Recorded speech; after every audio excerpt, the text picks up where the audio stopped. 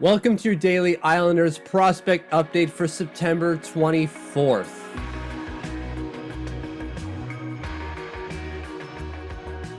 Hit that subscribe button, don't miss a video. Go to Twitter, follow at TLOMitch, that's me. Don't miss any breaking information about Islanders prospects or game coverage I've yet to cover on the channel. We're going to do three things today. We're going to go through the scores from yesterday. There's two games, only one had an Islander prospect. And we'll go through some film for Alexander Ljungkrantz, and then I'll get to a piece of news about an Islander prospect. So first up, the two games.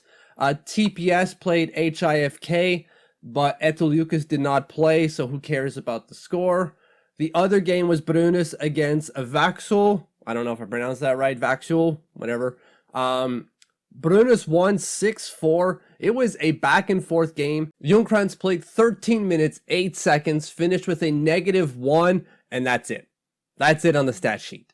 There's no shots, there's no points.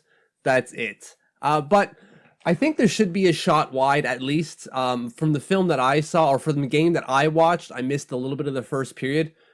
He got a shot on net, or at least towards the net. So, but either way, you're not going to be like, well, he got one shot on net. Oh my God, next coming of Wayne Gretzky. No, obviously not, but maybe the stat sheet should be a little bit more descriptive than what it is what I'm trying to get to here.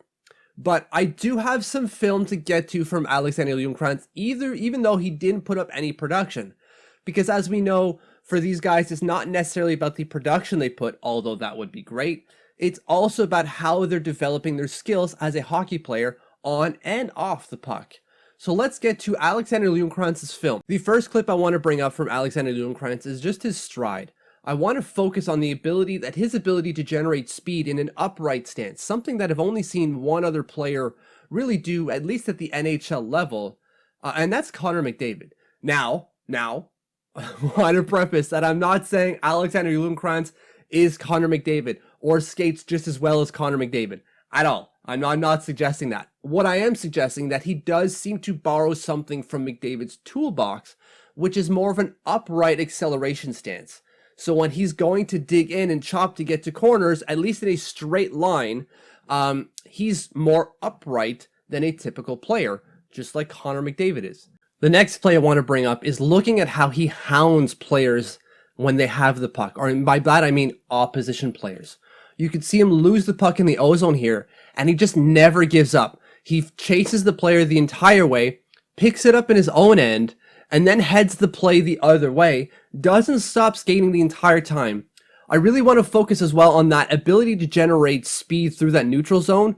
He is flying past everyone, and he's not really taking a bunch of strides, right? He's not skating intensely, and he's still getting through everyone. This player can generate a ton of speed. And still, when the puck gets in deep, he's the first one on it. He was the first one out of the D zone and the first one on the puck in the O zone. This is something you want to see from a player. It's not to say that he's going to be a top 6 player because he does these things, and he's going to be a generational talent because he does those. But these are things that I've spoken about before. These are skills that the New York Islanders specifically look for. Things that aren't necessarily teachable, like work ethic. He doesn't stop working here. You want to see that because you can teach other things. You probably won't be able to teach top-end, puck handling skills, but you have this, you can work with this skill set, and you can get him into a workable role at the NHL or, AHL level. The final play I want to bring up is again his puck handling skills. On this one sequence, he harasses 3 different opposition players and eventually creates a turnover because of it. He's just constantly skating, constantly in someone's face, and constantly creating chaos in the defensive zone. I don't know, there's a lot to like with Alexander Ljungkrantz's game.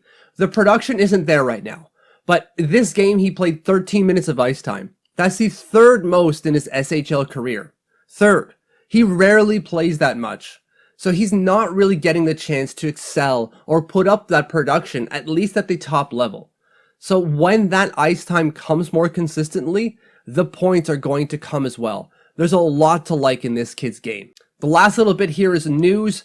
Aleksi Malinen is down to the U20 squad for JYP. He hasn't been on the Liga squad for a while now, but he'll be playing at the U20 squad, I'm told, by the team. Thank you for following. Thank you for subscribing. If you haven't subscribed yet, please do so. And if you have, Thank you, thank you, thank you.